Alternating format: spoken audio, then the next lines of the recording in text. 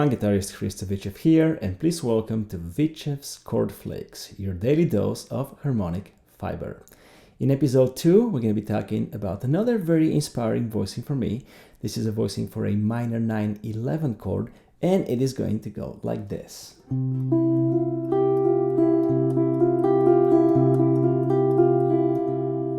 This happens to be a D minor 9/11, and the sequence of chord degrees goes flat 7, or the note C, the 9th, the note E, the flat 3rd, the note F, and the 11th, the note G. So we have C, E, F, G. I just really love the sound of that. It definitely requires a bit of stretching, and this edition is dedicated to this kind of idea of really getting to some of the close intervals on guitar, which unfortunately require a bit of stretch. But don't be worried, I have the shortest fingers ever. A lot of people have this misconception that I have a very large hand, and that's not the true. I'm going to show you an image right now comparing it to a guitar pick so you guys can see. But the idea is that this is all about flexibility, not about size. And I do have a few books available and a few studies if you're interested how to get to stretch more. Even if you have small hands. I'm going to put the links in some of the covers here. One of them is called Stretched Out, and I think that's a very comprehensive guide of practicing exercises, diatonic exercises that really work little by little on your stretching, while also covering some of the great fretboard navigational tools that we all should be working on. Now, once we understand the intervallic build-up and structure of this particular voicing, I'm going to go through all the adjustments to make this particular skeleton fit into the basic chord types that we all use in our own playing.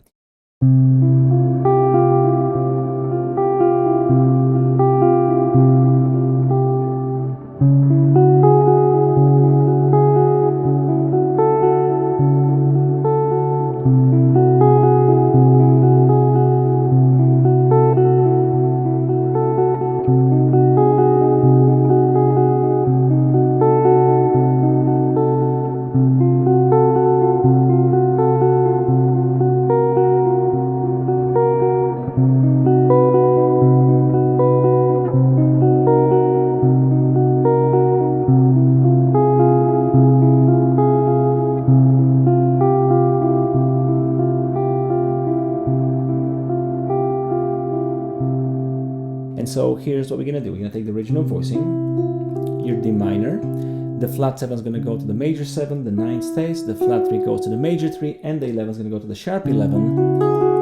And you get the same kind of texture for a D major 9 sharp 11. I can also move the sharp 11 one step higher to close that gap for all of you who might have a little bit of a harder time with stretching. And so this can be a nice just D major 9 starting on the 7th.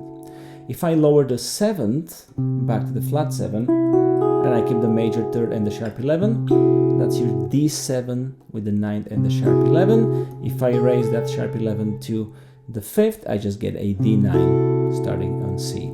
I can also start to mess with the 9. I can lower the 9 half step and then bring back the sharp 11. And that's your D7 flat 9 sharp 11. I can also bring that sharp 11 up to the 5th just to have a basic D7 flat 9.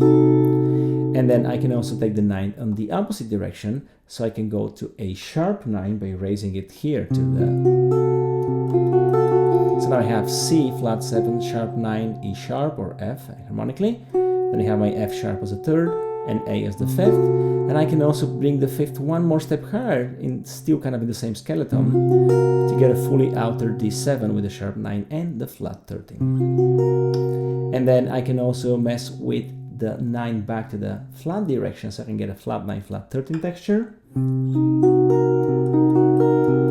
And I can also get my regular 13 to get a flat 9 regular 13, which is actually no stretch at all. But I do consider that part of the same kind of skeleton of movement. And finally, we haven't talked about a half diminished chord, but if I start from my minor, and if I just bump that 11, the highest note, a half step higher, that becomes the flat 5. And that's a great D minor 7 flat 5 with the natural 9, the note E, or D minor 9 flat 5, or a D half diminished with the regular 9. Beautiful sound, and then back to the original voicing. Just like we did in episode 1, the next part of my practicing would involve this concept of intervallic flip, taking a voicing that you really like, something that's really inspiring you, and try to come up with other variations of it with this very easy process. You take the original chord, in this case C, E, F, and G, and I'm going to flip the intervals backwards. So I'm going to look for a new variation of that voicing that starts on G, then it's followed by an F, then an E, and then a C. Now there's not too many possibilities on the fretboard when you get to play close intervals in this degree, but you can still be creative and find quite a few things that work. And so here's one that really works well. It involves a bit of a stretching again, but it really gets us to a huge, I think, harmonic sound on this instrument. And it's gonna go like this. I'm gonna play the G over here, followed by an F, followed by an E, and then C. Now this is something very cool that happens on stringed instruments.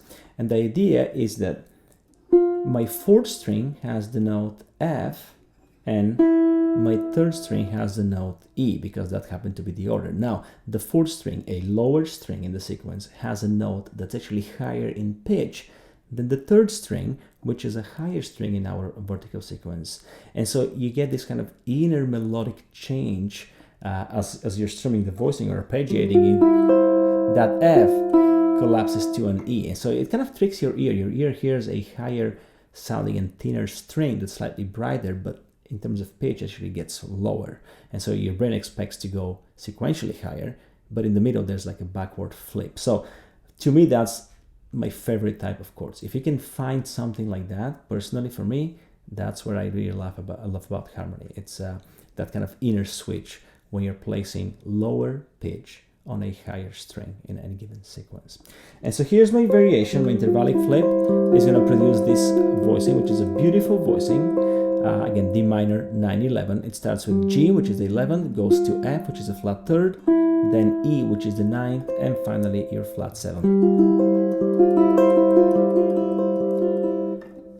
But the same exact idea as we did in the original voicing, I'm going to try to move the chord degrees around to produce all other basic types of chords.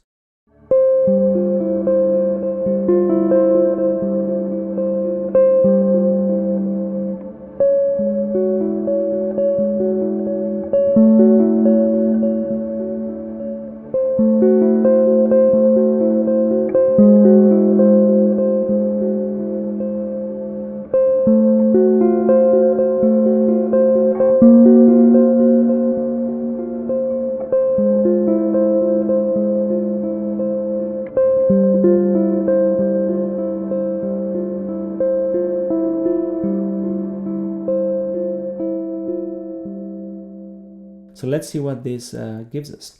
So we're going to start with the original minor, intervallic flip, voicing. Now if I move my 11 to a sharp 11, my third to a regular third, and my 7 to regular 7, that's a beautiful voicing for D major 9 sharp 11. Now this does require quite a few frets. I'm going all the way from the 9th fret all the way to the 6th. 1, 2, 3, 4, 5, 6, 7, 8 frets of a stretch. But you know, not that bad in this position. Obviously the frets are much smaller. But this will be a D major 9 with a sharp 11. I can also move to kind of shorten that stretch. I can move my sharp 11 up to the 5th, like we did on the first string on the original voicings. And I can just get a D major 9 simply.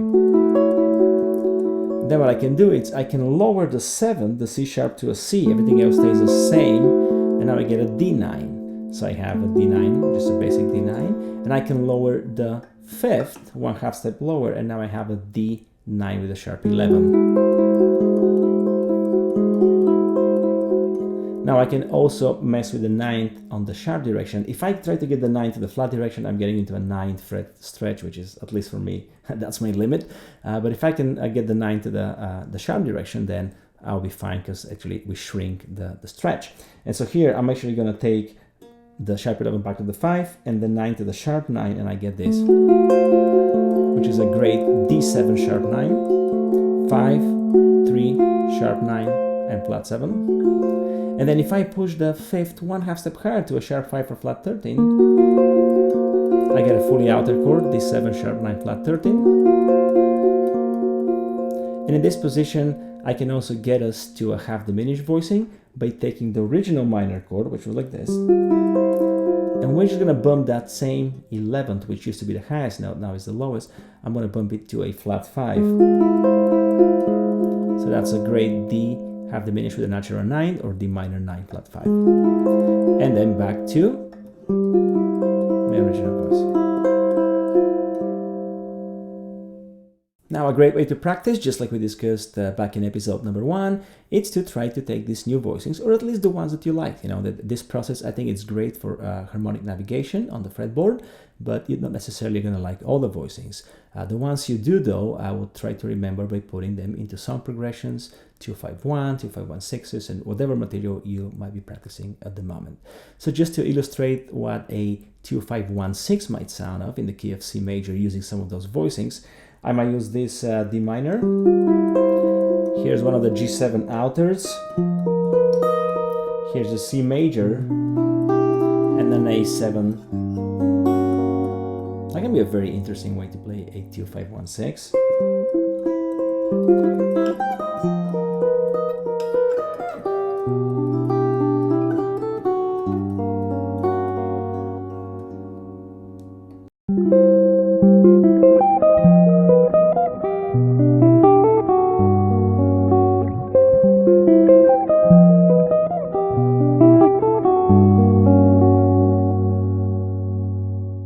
Get the idea. So there's multiple possibilities, and I just wanted to give you the basics in this short video and let you do all the exploration. I truly hope all of you guys have enjoyed this episode too, and that you discovered something new, some new harmonic ideas that hopefully you can introduce and implement into your own harmonic playing styles. Also, as a quick reminder, for any of you who are in a position and place to donate to this channel so that we can produce and bring you exciting and fun material very often, I would put the 2 links for PayPal and Venmo. And again, you don't have to do this. I'm glad to be sharing these ideas with all of you, and this is a free download for all. But I just wanted to put it out there. If some of you are in a place and position to extend an extra help, we definitely would not refuse that. Thank you so much, guys, for watching. I do look forward to seeing you with episode 3 with some more exciting voicings. Thank you, be safe, and we'll see you soon.